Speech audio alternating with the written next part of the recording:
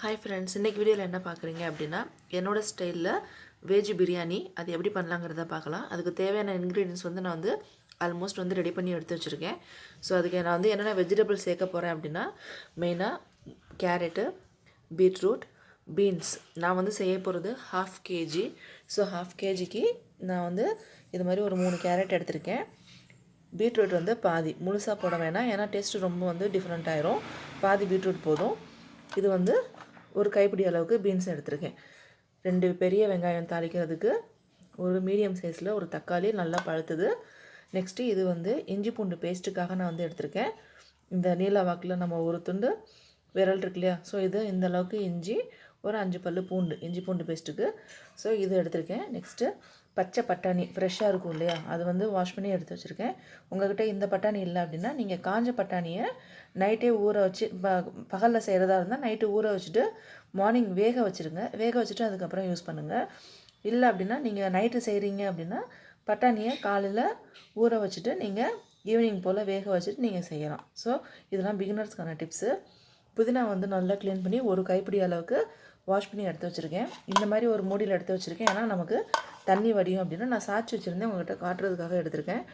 Next biryani அரிசி வந்து wash பண்ணி ஊற வச்சுருக்கேன். ஒரு 20 மினிட்ஸ் நமக்கு வந்து ஊறுனா நமக்கு ரைஸ் நல்லாயிருக்கும். நம்ம ரெடி பண்ணுறதுக்குள்ளே அது ஊறிடும். இந்த 1/2 kg வந்து நீங்கள் பார்த்தீங்க அப்படின்னா 1/2 kg அரிசி நான் மெஷர் பண்ணுற கிண்ணத்தில் 6.5 கிண்ணம் இருந்தது. நாங்கள் டெய்லி யூஸ் பண்ணுறதில்ல. அந்த 6.5 கிண்ணத்தில் ஒரு கிண்ணம் அரிசி அப்படின்னா 1.5 கிண்ணம் தண்ணி. அப்போ டோட்டலாக 6.5 கிண்ணம் அரிசிக்கு 9 கிண்ணம் தண்ணிங்கிற மாதிரி மெஷர் பண்ணி நான் தண்ணியை ரெடியாக எடுத்து வச்சுருக்கேன். ஓகே ஃப்ரெண்ட்ஸ், வாங்க இப்போ நம்ம இதெல்லாம் நான் வந்து கட் பண்ணிக்கிறேன். ஃபஸ்ட்டு வெங்காயம் தக்காளியை நான் கட் பண்ணிவிட்டு தாளிக்கிறதுக்கு ரெடி பண்ணிக்கிறேன். மெயினாக நமக்கு பிரியாணிக்கு மசாலா ரெடி பண்ணணும். அந்த மசாலாவுக்கு நான் என்னென்ன எடுத்திருக்கேன் அப்படின்னா, ஒரு பிரிஞ்சி எல்லாம் எடுத்திருக்கேன், 1 ஸ்பூன் மல்லி, 1 ஸ்பூன் வந்து சோம்பு, 1 ஸ்பூன் ஜீரகம். நெக்ஸ்ட்டு மிளகு வந்து நமக்கு ஒரு 10-20 வரைக்கும் நான் வந்து மிளகு எடுத்திருக்கேன். நெக்ஸ்ட்டு கிராம்பு வந்து ஒரு 3 பல். இது வந்து அன்னாசி பூ 1 வந்து பாதியாக உடஞ்சிருக்கு. நெக்ஸ்ட்டு பட்டை வந்து இந்த சைஸில் எடுத்திருக்கேன், ஒரு துண்டு. அடுத்து 3 ஏலக்காய். அவ்வளோதான் ஃப்ரெண்ட்ஸ். இது வந்து மெயினாக பிரியாணி மசாலாவுக்கு நான் எடுத்துருக்குது. நம்ம இதை லைட்டாக வந்து என்ன பண்ணணும் அப்படின்னா, லேசாக சூடு பண்ணிவிட்டு நம்ம வந்து பவுட்ரு பண்ணணும். ஃபஸ்ட்டு நம்ம வந்து நறுக்கிக்கிட்டு இதை நான் வந்து வறுக்கையில் உங்கள்கிட்ட காட்டுறேன். இந்த அளவுக்கு ஒரு இலை போதும். ஓகே ஃப்ரெண்ட்ஸ், நான் இன்றைக்கி வந்து பிரியாணி குக்கரில் தான் செய்ய போகிறேன். குக்கரை வந்து நான் வந்து ஹீட் பண்ணிவிட்டேன். இப்போ நம்ம வந்து இந்த மசாலா எடுத்துருக்கோம் இல்லையா, அதை அப்படியே ஜஸ்ட்டு சூடு பண்ணிக்கலாம். ஒன்றா போட்டு லேசாக நமக்கு ஹீட் ஆனால் போதும், ரொம்ப ஃப்ரை பண்ணணும்னு கிடையாது. இந்த மசாலா இது மாதிரி நீங்கள் வந்து லேசாக சூடு பண்ணிவிட்டு நீங்கள் அரைச்சி சேர்த்தீங்க அப்படின்னா பிரியாணியோட ஸ்மெல்லு பார்த்தீங்க அப்படின்னா வீடு மட்டும் இல்லைங்க, ஏரியாவே ஃபுல்லாக மணக்கும். நீங்கள் ட்ரை பண்ணி பாருங்கள். இந்த இன்க்ரீடியன்ட் மட்டும் போதும், உங்களுக்கு எக்ஸ்ட்ரா வேறு எதுவும் தேவையில்லை. லேசாக சூடு பண்ணால் போதும். ஓகே ஃப்ரெண்ட்ஸ், எனக்கு வந்து வறுத்துட்டேன். இதை நம்ம வந்து மாற்றிக்கலாம். லேசாக சூடாயிடுச்சு. இப்போ குக்கர் நமக்கு நல்லாவே ஹீட்டாக இருக்குது. நமக்கு வேணுங்கிற அளவுக்கு எண்ணெய் சேர்த்துக்கலாம். எண்ணெய் நான் வந்து அளவாக தான் சேர்த்துருக்கேன். இப்போது வெங்காயம் சேர்த்துக்கலாம். வந்து லோ ஃப்ளேம்லேயே வச்சுக்கோங்க. வெங்காயம் வந்து எப்போதுமே நீல வாக்கில் கட் பண்ணிக்கோங்க, நைஸாக கட் பண்ணாதீங்க. இது லேசாக வதங்கிறதுக்கெலாம் நம்ம வந்து அந்த வறுத்து வச்சுருக்க அந்த பவுடரை மசாலாவை வந்து நம்ம அரைச்சிக்கலாம். அரைச்சிட்டு அந்த மிக்சிலேயே நான் வந்து இஞ்சி பூண்டு பேஸ்ட்டு அரைக்க போகிறேன். நம்ம வந்து லேசாக தான் ஹீட் பண்ணியிருக்கோம், ஸோ ரொம்ப சூடாலாம் இருக்காது. நம்ம டைரெக்டாக அரைச்சிக்கலாம். எல்லாமே சேர்த்தாச்சு, நல்லா பவுடர் பண்ணிக்கலாம். இது பாருங்கள், இது மாதிரி நம்ம அரைச்சிட்டா போதும். ரொம்ப நைஸானு இல்லை, லேசாக குறக்குறன்னு இருந்தாலும் ஒன்றும் பிரச்சனை இல்லை. நல்லா தெரியுதா உங்களுக்கு? இப்போ இதே மிக்சியில் நம்ம இஞ்சி பூண்டு பேஸ்ட்டு போட்டுக்கலாம். இஞ்சி வந்து துண்டு துண்டாக போட்டுக்கோங்க, இல்லைன்னா அரைப்படாது. இதெல்லாம் பிகினர்ஸ்க்கான டிப்ஸு. டைரெக்டாக முழு துண்டாக போட்டுறாதீங்க. இதை நம்ம இப்போ நல்லா ஃபைன் பேஸ்ட்டாக அரைச்சிக்கலாம். பாருங்கள் ஃப்ரெண்ட்ஸ், இஞ்சி பூண்டு பேஸ்ட்டு வந்து நான் அரைச்சிட்டேன். கொஞ்சம் கோர்ஸாக அரைச்சாலும் ஒன்றும் பிரச்சனை இல்லை, குறப்பாக இருந்தாலும் பிரச்சனை இல்லை. இங்கே பாருங்கள், வெங்காயம் நமக்கு வதங்கிக்கிட்டு இருக்குது. ரொம்ப வந்து கருக விட்டுறக்கூடாது. லோ ஃப்ளேமில் வச்சு நீங்கள் ஃப்ரை பண்ணிக்கோங்க. நமக்கு அந்த கண்ணாடி பதத்துக்கு இருந்தால் தான் அந்த பிரியாணி டேஸ்ட்டாக இருக்கும். இப்போ நம்ம இஞ்சி பூண்டு பேஸ்ட்டு சேர்த்துக்கலாம். இஞ்சி பூண்டு பேஸ்ட்டு வெங்காயத்தோடு நல்லா வதக்கிக்கோங்க. பாருங்கள் ஃப்ரெண்ட்ஸ், நமக்கு இந்த அளவுக்கு வதங்கினா போதும். இஞ்சி பூண்டு பேஸ்ட்டு, வெங்காயம் பார்த்திங்கன்னா கண்ணாடி பதத்தில் தான் இருக்கும். ஸோ டேஸ்ட் வந்து ரொம்ப நல்லாயிருக்கும். இப்போ நமக்கு காரத்துக்கு தேவையான மாதிரி மிளகாத்தூள் சேர்த்துக்கலாம். நான் வந்து 1 ஸ்பூன் சேர்த்துருக்கேன். 1 ஸ்பூனுக்கு கொஞ்சம் கூட சேர்க்க போகிறேன். ஏன்னா இந்த மிளகாத்தூள் வந்து கொஞ்சம் காரம் அதிகம். அவங்கவுங்க விருப்பப்படி சேர்த்துக்கோங்க. நான் வந்து கேஸ் லோ ஃப்ளேமில் தான் வச்சுருக்கேன். ஃபுல்லாக வச்சிடாதீங்க ஃப்ரெண்ட்ஸ், அப்புறம் கருகிடும் எல்லாமே. நெக்ஸ்ட்டு இந்த மசாலா நம்ம அரைச்சி வச்சுருக்கோம் இல்லையா, அதை அப்படியே சேர்த்துக்கோங்க. நான் வந்து 1/2 kg செய்ய போகிறதுனால அதுக்கு தகுந்த மாதிரி மசாலா செஞ்சு எடுத்துருக்கேன் ஃப்ரெஷ்ஷாகவே. நீங்கள் செஞ்சு ஸ்டாக் வச்சுக்கணும்னு நினச்சிங்கன்னா நீங்கள் வந்து இந்த மெஷர்மெண்ட்டில் நீங்கள் உங்களுக்கு எவ்வளோ வேணுமோ நீங்கள் செஞ்சு வச்சுக்கோங்க. இப்போ தக்காளி சேர்த்துக்கலாம். சேர்த்துட்டு காட்டுறேன். தக்காளி சேர்த்துட்டேன் ஃப்ரெண்ட்ஸ், பாருங்கள். இப்போ பிரியாணிக்கு எவ்வளோ உப்பு தேவையோ அதை நான் சேர்த்துக்கிறேன். ஒரு 1.5 ஸ்பூன் நான் வந்து உப்பு சேர்க்குறேன்.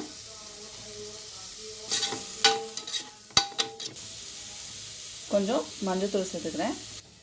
இப்போ நமக்கு தக்காளி வதங்குறதுக்கு இந்த மிக்ஸி ஜாரை வந்து நம்ம அலசி ஊற்றிக்கலாம். நம்ம தண்ணி அளந்து எடுத்து வச்சுருக்கோம் பார்த்தீங்களா, அந்த தண்ணியிலேருந்தே யூஸ் பண்ணிக்கோங்க. எக்ஸ்ட்ரா நீங்கள் வேறு தண்ணி எதுவும் சேர்க்காதீங்க. பாருங்கள், தண்ணி சேர்த்தாச்சு. இது கூடவே நான் ஒரு 2 ஸ்பூன் அளவுக்கு தயிர் சேர்க்குறேன். வீட்டில் யூஸ் பண்ணுற தயிர் தான். அவ்வளோதான் ஃப்ரெண்ட்ஸ், ஒரு 2 ஸ்பூன் தயிர். இப்போ கேஸை கொஞ்சம் ஃபுல்லாக வச்சுட்டு இதை கொஞ்சம் நல்லா மிக்ஸ் பண்ணி விட்டுருங்க. நமக்கு அந்த தண்ணி லெவல் குறையும் இல்லையா, அந்த ஸ்டேஜில் நீங்கள் குறைச்சி வச்சுக்கோங்க. நமக்கு தக்காளி நமக்கு எல்லாமே நல்லாவே வதங்கிடும். ஸோ ஈஸியான மெத்தட். சும்மா ஏதோ குக்கர் மூடியை போட்டு இது மாதிரி வச்சுருங்க. கரண்டி எடுக்க வேண்டாம். ஓகே ஃப்ரெண்ட்ஸ், வாங்க தக்காளி வதங்கியிருக்கோம். நான் வந்து கேஸை குறைச்சிட்டேன். பாருங்கள், பார்த்தா தெரியுதா, எண்ணெயெல்லாம் நமக்கு பிரிஞ்சு நல்லா சூப்பராக வெந்திருக்கு. இதை நம்ம இப்போ கரண்டியால் கொஞ்சம் ஸ்மாஷ் பண்ணி விட்டுக்கலாம். இங்கே பாருங்கள் எப்படி வதங்கிருச்சு அப்படின்னு, நல்லா கலர்ஃபுல்லாக இருக்குது பார்க்குறதுக்கு. இப்போ இந்த ஸ்டேஜில் என்ன பண்ணிக்கலாம் அப்படின்னா, நம்ம கட் பண்ணியிருக்க வெஜிடபிள்ஸை சேர்த்துக்கலாம். அதுக்கு முன்னாடி இந்த புதினாவையும் அதில் சேர்த்து மிக்ஸ் பண்ணிக்கலாம்.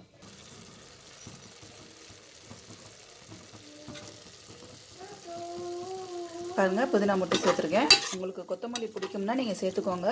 பிரியாணிக்கு வெறும் புதினா மட்டும் சேர்த்தாலே ரொம்ப ஃப்ளேவர் நல்லாயிருக்கும். கொத்தமல்லி சேர்த்தோம் அப்படின்னா புதினாவோட டேஸ்ட்டும் கொத்தமல்லியோட டேஸ்ட்டும் மிக்ஸ் ஆகி கொஞ்சம் நமக்கு டிஃப்ரெண்ட்டாக இருக்கும் டேஸ்ட்டு. இப்போ நம்ம எல்லா காயும் சேர்த்துக்கலாம். ஃபஸ்ட்டு பட்டாணி சேர்த்துக்கலாம். பட்டாணி சேர்த்தாச்சு. அதே மாதிரி இப்போ நம்ம எல்லா காயும் 1 by 1 சேர்த்துக்கலாம். பாருங்கள் ஃப்ரெண்ட்ஸ், நம்ம எல்லா காயுமே சேர்த்தாச்சு. எவ்வளோ கலர்ஃபுல்லாக இருக்குன்னு. இந்த வெஜிடபிள்ஸே போதும். நீங்கள் பிரியாணியில் சேர்க்கக்கூடாத 2 வெஜிடபிள் சொல்கிறேன், அதை நீங்கள் கண்டிப்பாக சேர்க்காதீங்க. அதை சேர்த்திங்கன்னா உங்களுக்கு டேஸ்ட்டே டோட்டலாக மாறிடும். உங்களுக்கு அந்தளவுக்கு நல்லா இருக்காது. எப்போதுமே வெரைட்டி ரைஸ், அதே மாதிரி பிரியாணிக்கு காலிஃப்ளவர், உருளைக்கிழங்கு, இது 2மே நீங்கள் வந்து அவாய்ட் பண்ணிடுங்க. அது 2ம் சேர்த்தோம் அப்படின்னா நமக்கு டேஸ்ட்டே மாறிடும். பட்டாணி, பீன்ஸ், கேரட், அப்புறம் வந்து பீட்ரூட் வந்து நீங்கள் சேர்த்திங்கன்னா போதும் உங்களுக்கு. இதை நம்ம நல்லா மிக்ஸ் பண்ணி விட்டுக்கலாம். மிக்ஸ் பண்ணியாச்சு. இப்போ இது வந்து நம்ம லேசாக மூடி போட்டு வச்சிடலாம். ஓகே ஃப்ரெண்ட்ஸ், லோ ஃப்ளேமில் தான் நான் வந்து ஒரு 2 minutes மூடி போட்டு வச்சேன். ஏன்னா அந்த பச்சை வாடை போகணுங்கிறதுக்காக. இதை லேசாக மிக்ஸ் பண்ணி விட்டுக்கோங்க. இப்போ நம்ம மெஷர் பண்ணி வச்சுருக்கோம் இல்லையா தண்ணி, அந்த தண்ணியை சேர்த்துக்கலாம். தண்ணி சேர்க்குறதுக்கு முன்னாடி ஒரு டிப் சொல்கிறேன், அதை எல்லாருமே ஃபாலோ பண்ணுங்கள். நமக்கு பிரியாணி குக்கரில் செஞ்சாலும் பிசு இல்லாமல் உதிரியாக வரணுங்கிறதுக்காக இந்த டிப்பு. நம்ம எந்த கிண்ணத்தில் தண்ணி அளந்து எடுத்தோமோ அந்த கிண்ணத்தில் அந்த தண்ணியிலேருந்தே ஒரு கிண்ணம் எடுத்து வச்சுருங்க. எல்லா தண்ணியும் சேர்க்க வேண்டாம். இப்போ நம்ம மீதி இருக்கிற தண்ணியை சேர்த்துக்கலாம்.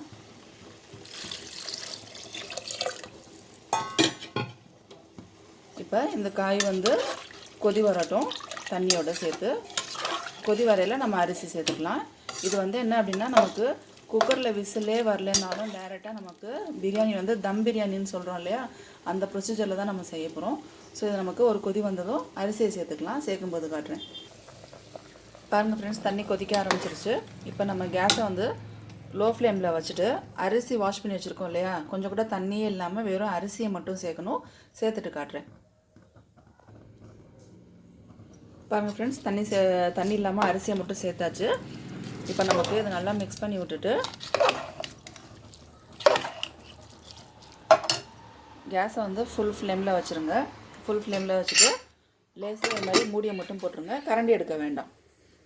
அந்த அரிசி வந்து நம்ம வந்து எப்போ இது பண்ணணும் அப்படின்னா, அரிசியும் தண்ணியும் சேர்ந்து நமக்கு கொதித்து அரிசி இப்போ நமக்கு கீழே இருக்குது இல்லையா, நமக்கு தண்ணியோட மேலே வந்ததுக்கப்புறம் நம்ம அதுக்கப்புறம் ப்ராசஸை சொல்கிறேன் நான் என்னன்ட்டு. அந்த அரிசி வந்து நமக்கு கொதித்து மேலே வரணும். பாருங்கள் ஃப்ரெண்ட்ஸ், கொதிக்கிற சவுண்டு கேட்குதா? இந்த ஸ்டேஜில் லோ ஃப்ளேமில் வச்சுருங்க. இங்கே பாருங்கள், அரிசி மிதந்து மேலே வந்திருக்கு இல்லையா. ஸோ இந்த ஸ்டேஜில் என்ன பண்ணுங்க அப்படின்னா, மிக்ஸ் பண்ணி விட்டுட்டு இப்போ நம்ம அந்த எக்ஸ்ட்ரா ஒரு கிண்ணம் தண்ணி எடுத்துருக்கோம் பார்த்தீங்களா, அதை இதோட சேர்த்துக்கோங்க. தண்ணி சேர்த்துட்டு நல்லா மிக்ஸ் பண்ணி விட்டுட்டு இப்போ இந்த கரண்டியை எடுத்துருங்க. கரண்டி எடுத்துகிட்டு நல்லா லோ ஃப்ளேமில் வச்சு என்ன பண்ணணும் அப்படின்னா, ஒரு 2 விசில் எடுங்க.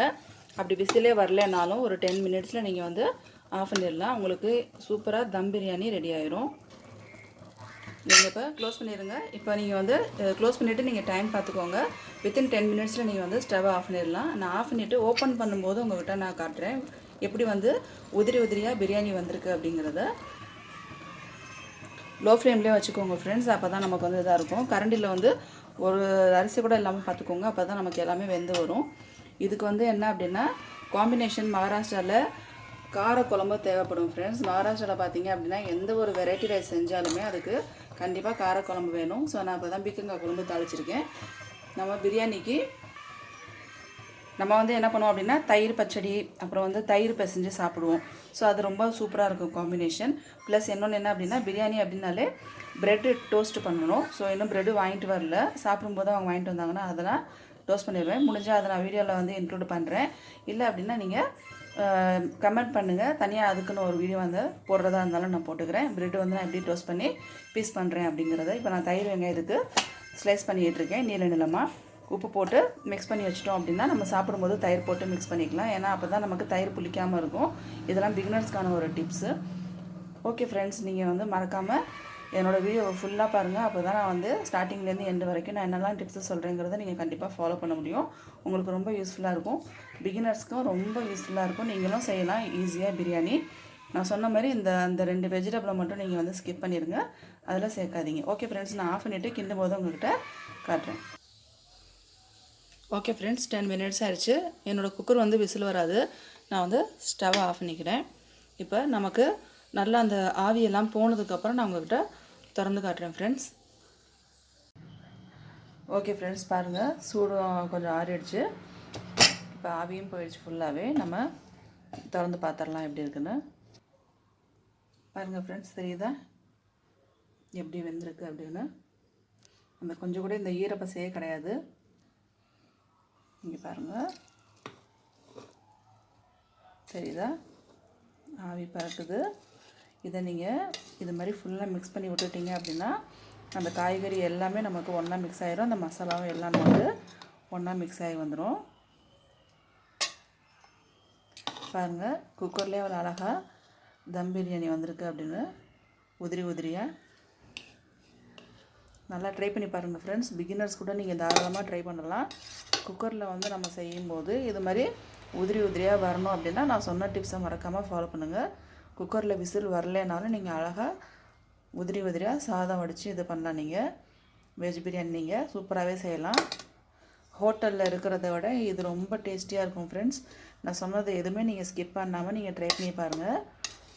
டேஸ்டியான ஹெல்த்தியான வெஜிடபிள் பிரியாணி நமக்கு ரெடி ஆயிடுச்சு. இங்கே பாருங்கள், உங்களுக்கு முன்னாடி டைரெக்டாக தான் நான் வந்து மிக்ஸ் பண்ணி காமிச்சிக்கிட்டு இருக்கேன். அடியில் வரைக்கும் பாருங்கள் எப்படி இருக்குன்னு. அடியும் பிடிக்கல நமக்கு, தெரியுதா உங்களுக்கு? அதே நீங்கள் பார்த்துக்கோங்க ஃபுல்லாக. இப்போ நம்ம ஃபுல்லாகவே மிக்ஸ் பண்ணிக்கலாம்.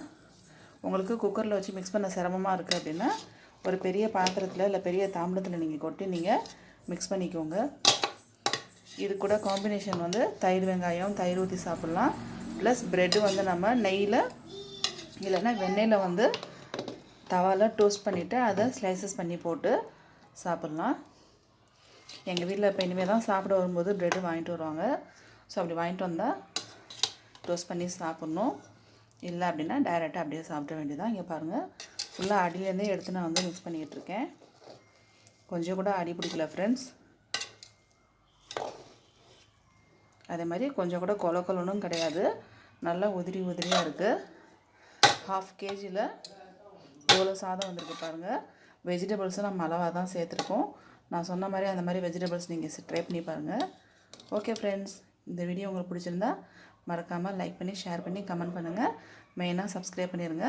பக்கத்தில் இருக்க பெல் பட்டனை ப்ரெஸ் பண்ணுங்கள். அப்போ தான் நான் போடுற வீடியோஸ் உங்களுக்கு உடனே நோட்டிஃபிகேஷனாக வரும். தேங்க்ஸ் ஃபார் வாட்சிங்.